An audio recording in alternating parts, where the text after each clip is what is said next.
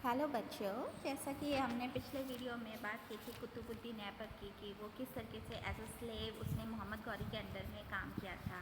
लेकिन अब हम बात करेंगे कि दिल्ली सल्तनत की स्थापना में उसका क्या रोल था, उसने किस तरीके से सुदृढ़ीकरण किया एंड आफ्टर मोहम्मद गौरी की डेथ के बाद में किस तरीके से उसने जो इनिशियल स्टेज पे अपने राज्य की स्थापना की।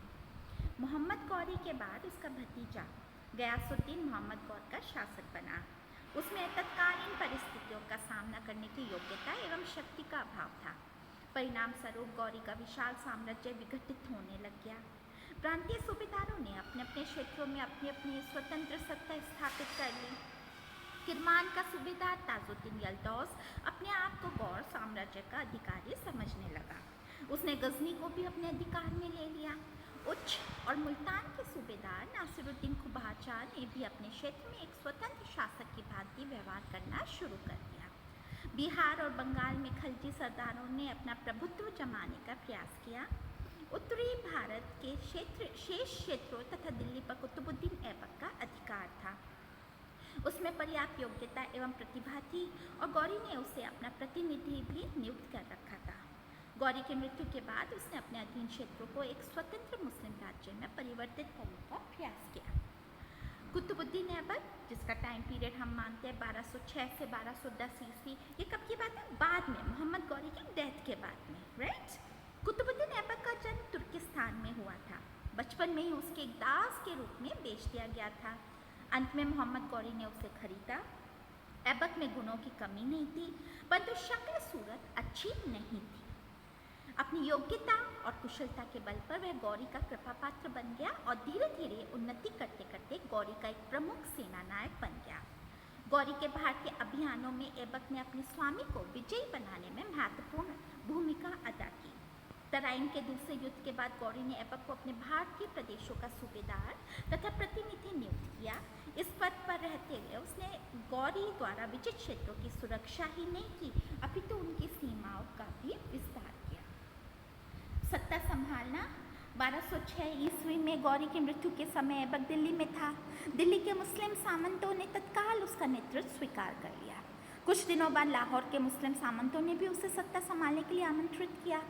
ऐबक ने लाहौर पहुंचकर शासन सत्ता अपने हाथ में ले ली, परंतु उसने सुल्तान पद की उपाधि धारण नहीं की, केवल मलिक और सिपह सालार की उपाधियां ही धारण की।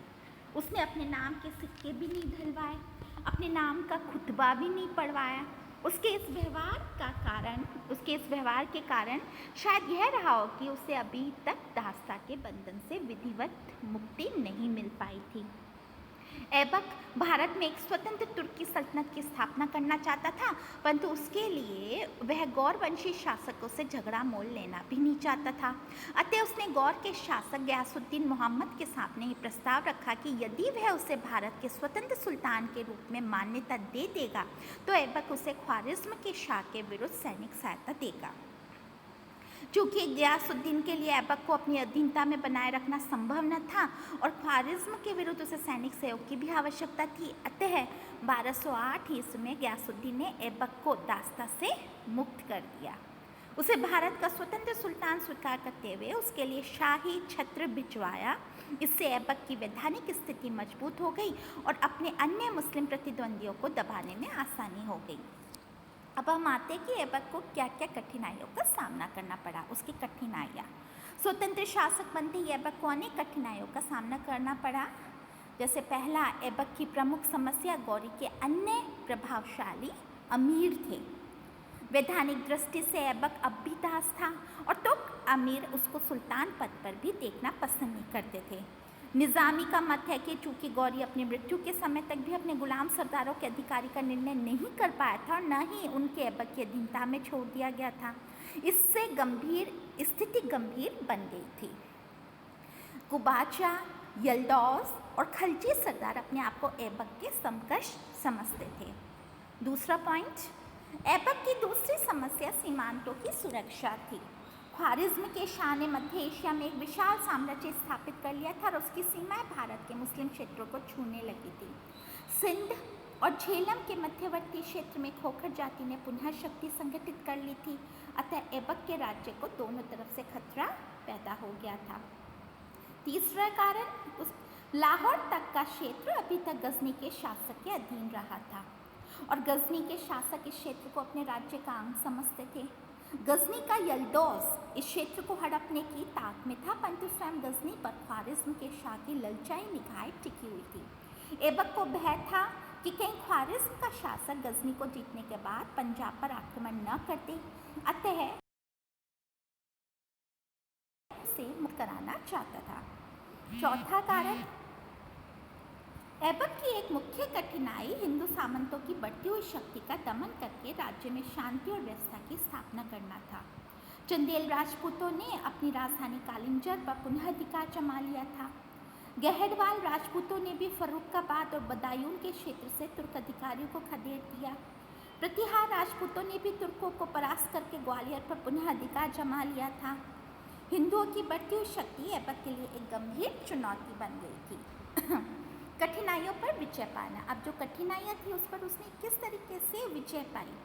ऐबक ने धैर्य और साहस के साथ अपनी कठिनाइयों और विषम परिस्थितियों पर विजय प्राप्त की। उसने अपने उदार व्यवहार तथा कूटनीति के द्वारा तुर्क अमीरों का सहयोग प्राप्त करने का प्रयत्न किया। उसने कुछ प्रभावशाली तुर्क सरदारों के साथ वैवाहिक संबंध स्थापित करके अपनी आंतरिक स्थिति को मजबूत बनाया। उसने अपनी पुत्री का विवाह इल्तुतमिश नामक एक साहसी युवा सेनानायक के साथ किया।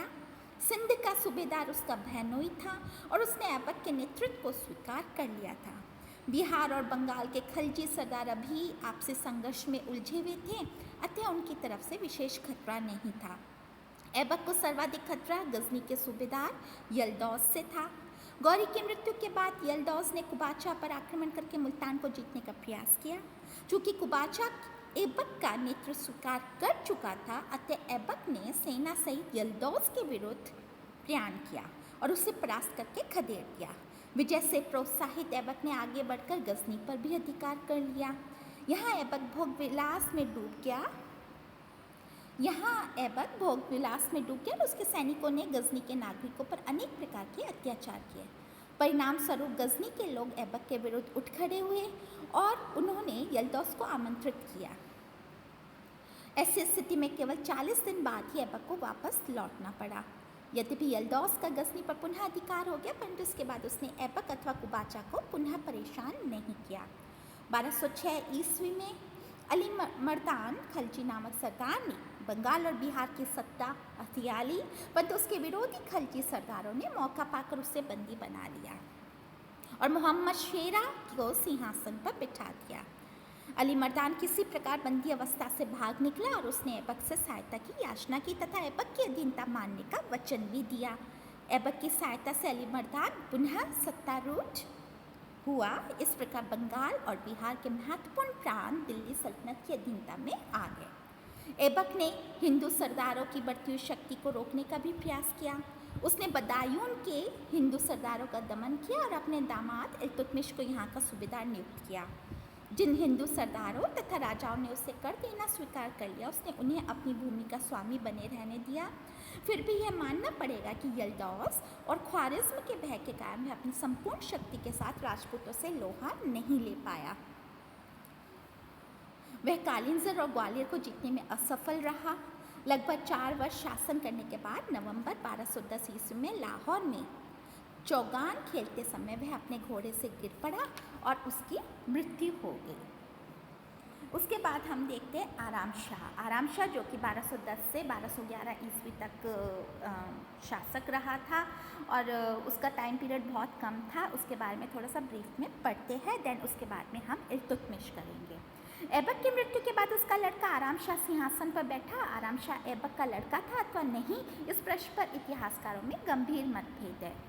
मिन्हाज और अब्दुल्ला वस्साफ जैसे इतिहासकारों ने ऐबक के किसी पुत्र का उल्लेख नहीं किया। अबू फजल के अनुसार वह ऐबक का भाई था, परंतु वह अयोग्य और अनुभवहीन निकला और प्रांतीय अधिकारियों तथा दिल्ली के तुर्क अमीरों ने उसे सुल्तान मानने से इनकार कर दिया। उन्होंने बदायूं के सूबेदार इल्तुतमिश को, जो ऐबक का दामाद था, दिल्ली का सुल्तान बनने के लिए आमंत्रित किया। इल्तुतमिश ने आमंत्रण को स्वीकार कर लिया और सेना सहित दिल्ली पहुंच गया, जहां उसे सुल्तान घोषित कर दिया।